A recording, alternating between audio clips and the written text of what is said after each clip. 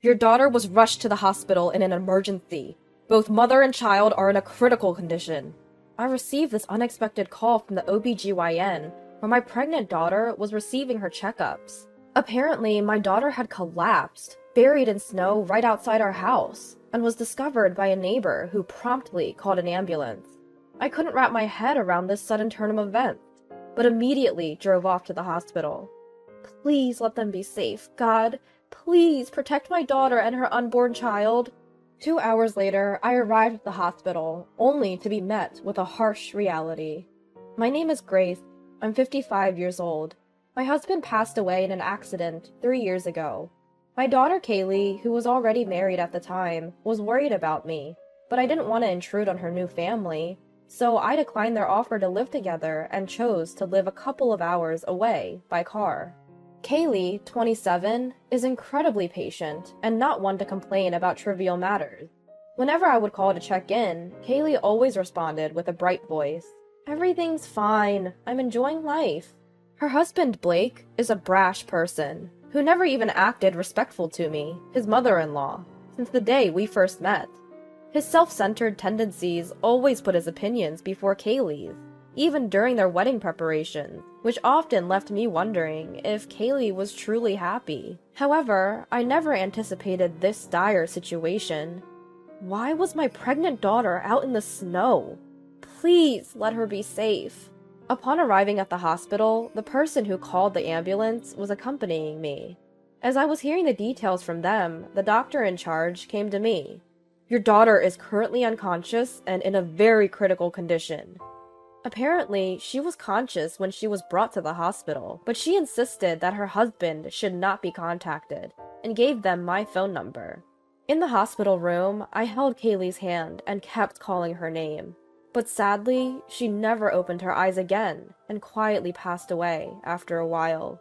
I can't believe that my dear Kaylee is no longer in this world. My body felt heavy, like lead, in this abyss of despair, and I couldn't stand up. After some time in shock, I had to call Blake, Kaylee's husband, from my cell phone. When he answered, it was clear from his slurred speech that he was heavily drunk. As soon as I said, "Hello?" he mistook me for Kaylee and started talking unilaterally. Hey, Kaylee! Is all the snow at the entrance cleared?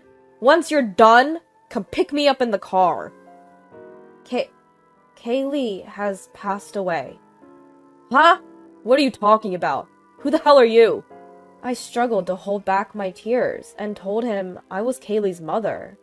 For a moment, he seemed to hesitate, but he refused to believe that Kaylee had passed away, convinced that I was lying. You had Kaylee shoveling snow and took the house key to go out drinking, which led to this cruel outcome. Shoveling snow? How do you know about that? Ah, right. Kaylee must have told you. No, I heard it from the neighbor. Apparently, the neighbor found Kaylee fainting in the snow when they returned from shopping. When they asked what happened, Kaylee said something shocking. She had been locked out of the house by Blake before he went out drinking, so she couldn't receive her cell phone inside the house and lost consciousness in the freezing cold. The house key? Ah, right. I kept it because if it fell in the snow, it wouldn't be found. Don't lie! It seems you told my heavily pregnant daughter to stay outside until she finished shoveling snow. Stop nagging, old woman. Don't interfere in our marital matters. Also, stop making bad jokes about death. Kaylee couldn't just simply be gone. No matter how many times I explained to Blake that my daughter is no longer with us, he would not understand.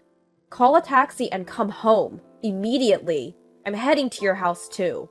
Let's talk, face to face. No way! You and Kaylee are planning to blame everything on me, aren't you? Ugh, I feel sick.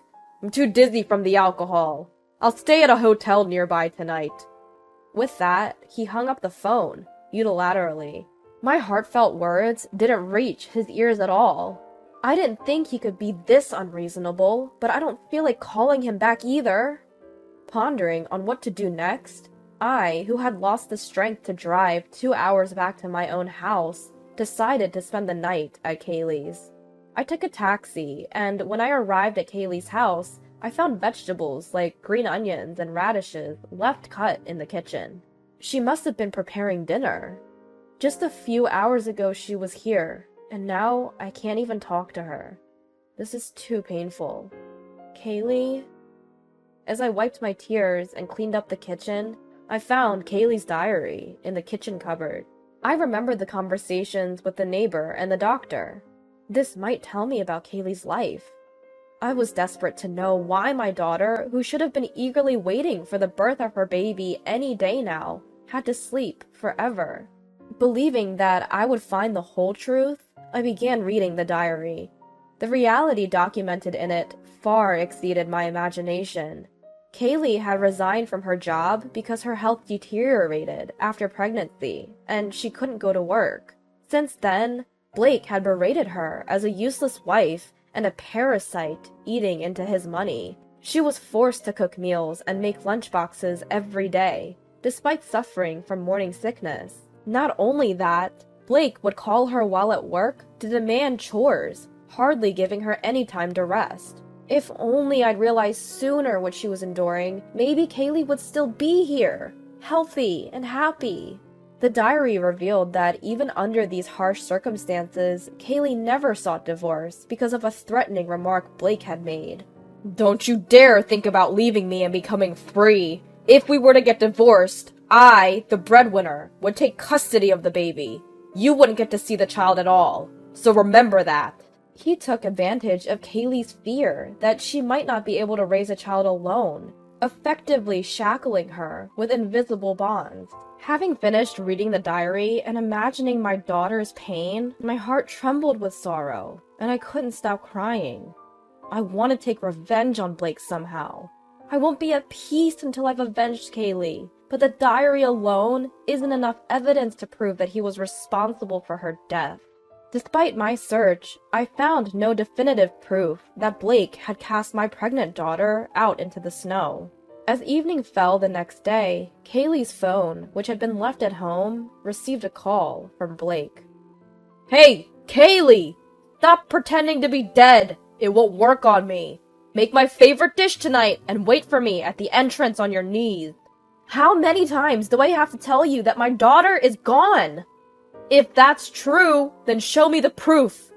"Fine," I replied, quickly hung up, and immediately sent him a photo of Kaylee's death certificate. I figured that even someone like Blake would grieve upon learning that Kaylee had left this world because of him. As expected, he quickly called back. "Do you understand now?" "So, it's true then. Well, there's nothing to be done about the dead. I'll get the life insurance payout, and I can forget about the annoying past and start over. So, what about the funeral?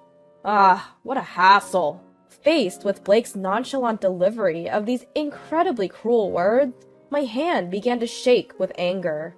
I can't let a man like that be the chief mourner. I will send my daughter myself off to the other world. Swallowing my anger, I made a proposal to Blake.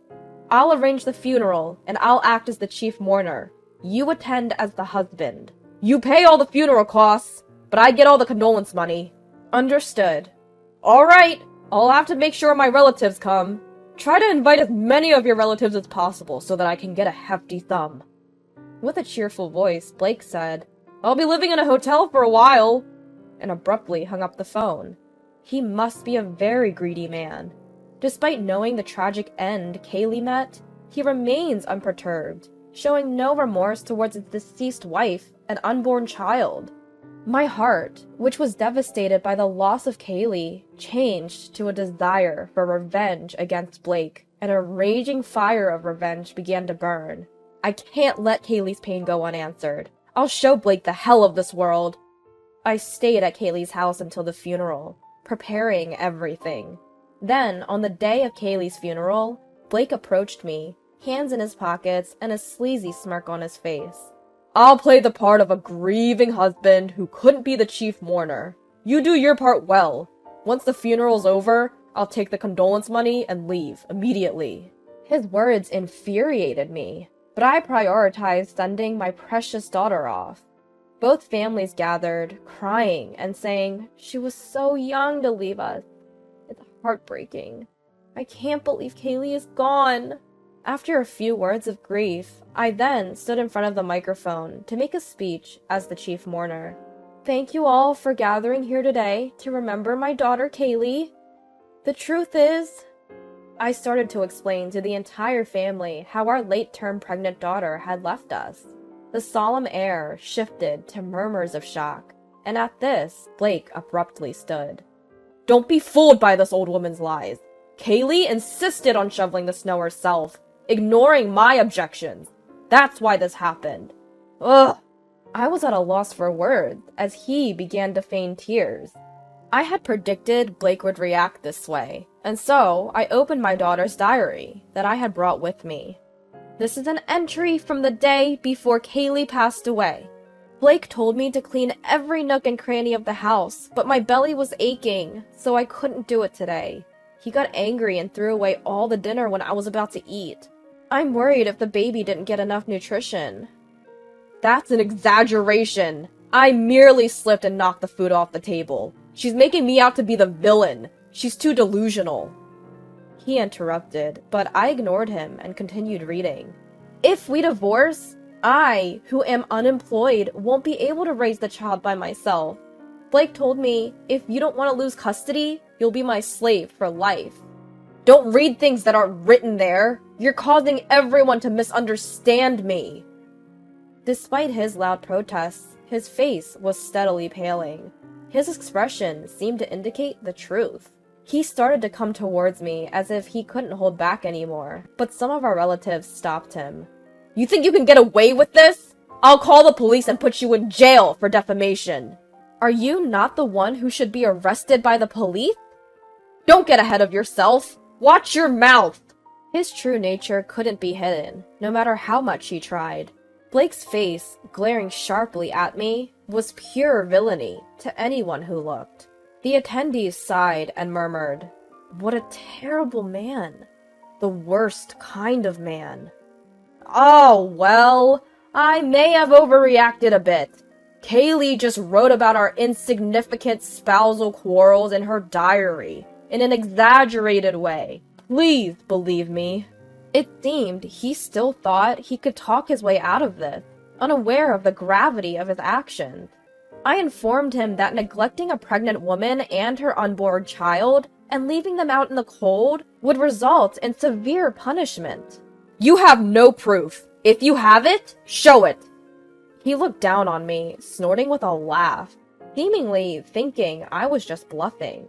"We do have evidence." Before coming to the funeral home, I had checked the dashcam footage from our neighbor's car, which had captured everything.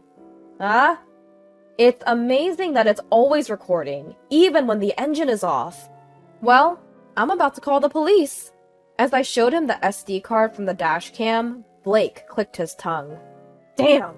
I had already contacted not only the neighbors, but also the doctor who had treated Kaylee, asking them to testify.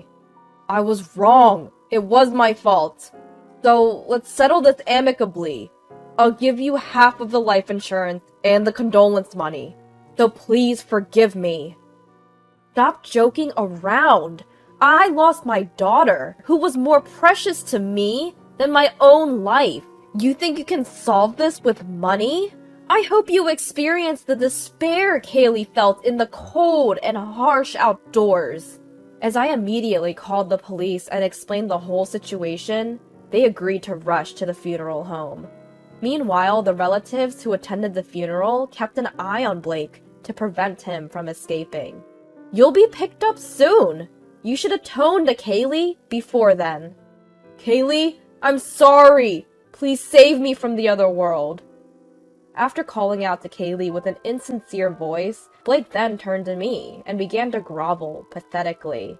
Mother-in-law, I'll apologize as many times as it takes. So please call the police back and tell them it was a mistake. Please?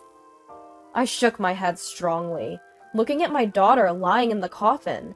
Kaylee was looking forward to meeting her baby. I'll avenge your grievances.